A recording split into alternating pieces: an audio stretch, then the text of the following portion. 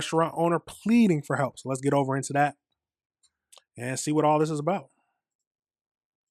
The owner of a Southside restaurant expressing her frustrations tonight after a series of attacks at her business, a business that's only been open for a few months. WGN's Jenna Barnes is at the restaurant on East 87th Street with surveillance video of those attacks. Hi, Jenna.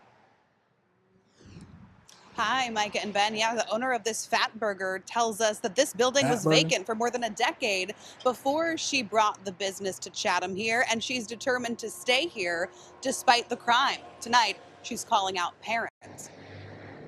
It's so heartbreaking watching on the surveillance camera, them running for their lives. That surveillance video shows two back-to-back incidents inside the new FatBurger in Chatham.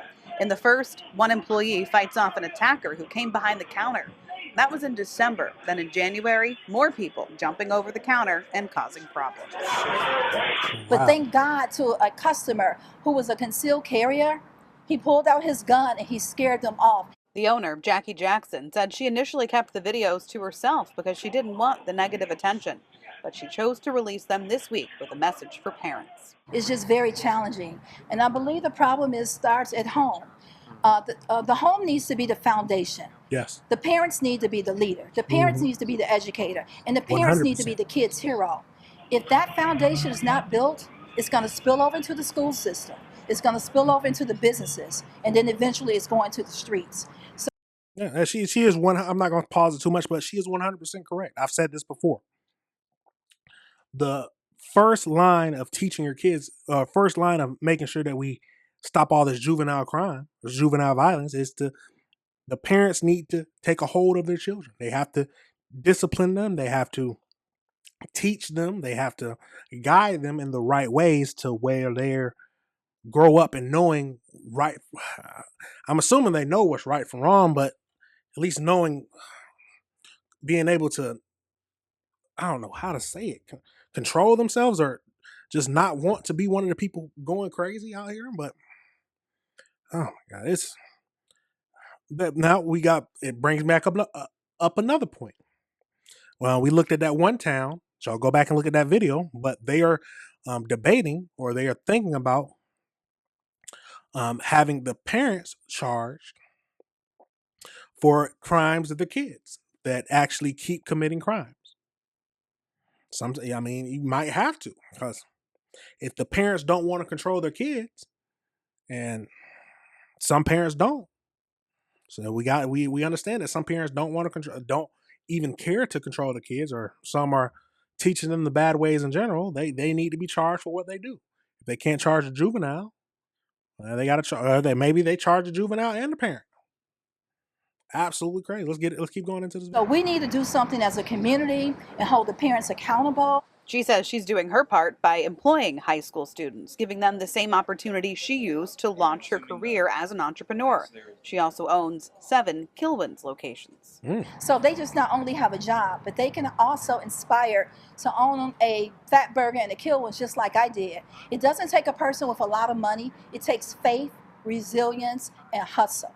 Since the incidents, Jackson has added a window to the counter, tall fences, and an even better security system. Chicago police even stopped by today. Business, though, is still struggling. She's had to lay off some of those employees. We want her to thrive because guess what? We want her to come to the 17th Ward. Alderman of the nearby 17th Ward, David Moore, says working to support one business can have a positive impact in neighboring communities. There was a time back in the day where this type of stuff wouldn't happen, because we protected our own interests within, right? We wouldn't tear up what we have in our communities, right? Which is why these type of establishments are scared to come into communities these days. I'm never giving up. I'm never closing. Chicago police tell us they are still investigating that December incident. No one has been arrested. In an effort to generate business here, philanthropist Early Walker says he and a business partner will cover the cost of the first 100 burgers sold here on Friday and Saturday. We're live in Chatham tonight. Jenna Barnes, WGN News. Absolutely. Like, what can they do? If the community is not stopping the kids, or it's not stopping the kids from just going in and wrecking the place, what is going to cause businesses to come there. It's if crime keeps happening in a certain area, businesses will either leave or not, or just not go there in general. I mean, that's as that's just simple common sense to me, at least. Just think about it. I mean,